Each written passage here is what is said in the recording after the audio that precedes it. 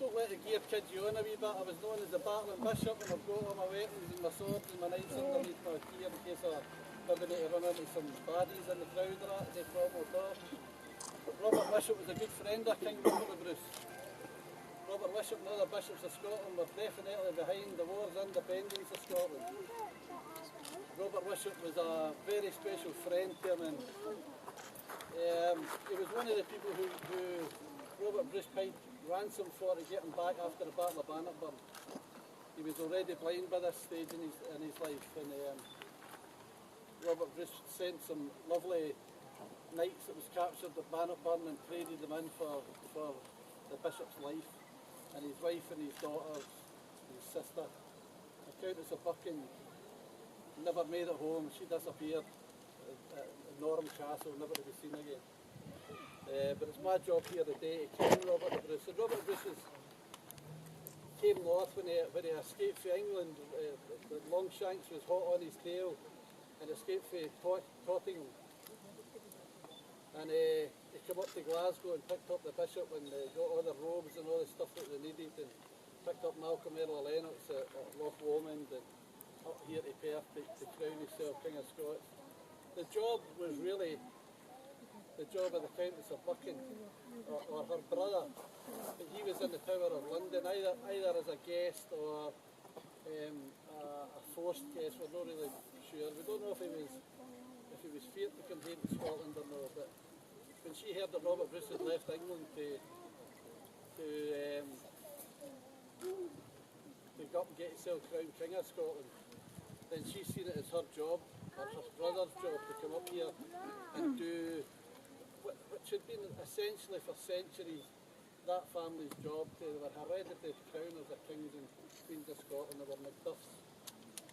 And the young boy was 15, and I don't know if he was frightened or whether he just didn't want to do it, but he didn't. He stayed in the tower, and the Countess of Buchan stole 2 horses from her husband, who was a Cummins, and a bag of money, and her entourage escaped to come to Scotland to crown the king. So Robert the Bruce on his way up met the Red Cummin. I don't know if you know the story. Met the Red Cummin in Greyfriars Church in Dumfries. And the Red Cummin was a bit of a character. He was a high-ranking nobleman in Scotland and a very able warrior. He had already beaten Robert the Bruce they were at a family wedding, and lovely weddings go wherever you are. There's a square going it somewhere, you know what I mean? And these two guys set about one another at a family wedding, and the Red Cummin had got the better of Robert the Bruce. And so Robert Bruce knew how powerful this boy was, you know. And they got into a fight. The actual facts of the fight at the Greyfriars is a wee bit jaded, or depending on who's telling the story, really, you know. But Robert the Bruce was wise enough to go to this meeting with the Red Cummin with chainmail underneath his surcoat and his clothes, so he knew something was afoot. Longshanks had challenged him in the Tower of London with a letter, and it was a letter that he had sent to the Red Cummin saying that he was going to fight against Longshanks and free Scotland, and then them two would sort out who was going to be king between the two of them. And this letter was in the possession of Edward Longshanks, and could only have came from the Red Cummin.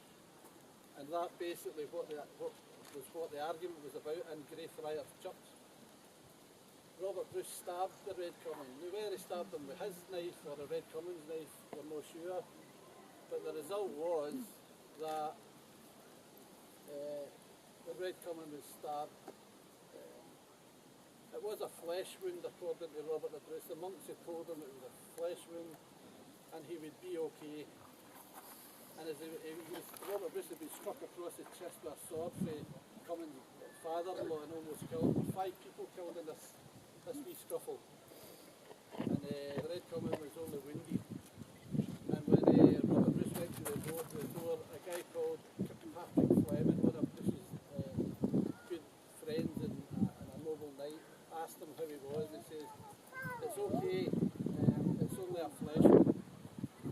And they went, Patrick Fleming went back into the church, and he says, "I'll make sure." And And he came back out a moment later with the Red Cummins head in his hands and says he's been blue. So that was the start of Robert the Bruce's career as a King of Scotland. Probably the worst start that any king's ever had to start his career as a king. But immediately they were excommunicated from the church.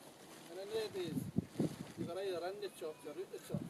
You were either in heaven or you were in hell, you know, and they wanted to go to heaven, they didn't want to go to hell. So that was them on the way, and they came up here to Scone, and they picked Bishop up at Glasgow, and they came up here, and the Bishop crowned Robert the Bruce King of Scots on the 25th of March, 1306. And when Robert the Bruce was crowned in the church, he says to his friends, he didn't say, right, let's go and set fire to Scotland and England and Ireland and Wales. He says, leave this place and make friends, for we shall need them. And the few knights and noblemen that were with him stood by him thick and thin, you know what I mean? They definitely did, you know.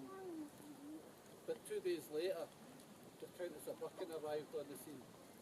And she was the hereditary Macduff, as I say, and they held the ceremony again on the 27th, and she crowned Robert the Bruce King of Scots, and it was her job to do that. Her mission in life really was to do that, you know. But her and Robert were really good friends. They had become very good friends. You know. So I'm going to do the honours and crown King Robert the Bruce here at Scone. You know what I mean? It's a very, very special place in the heart of the Scots, you know. And with that, I'll just leave it there. Hello.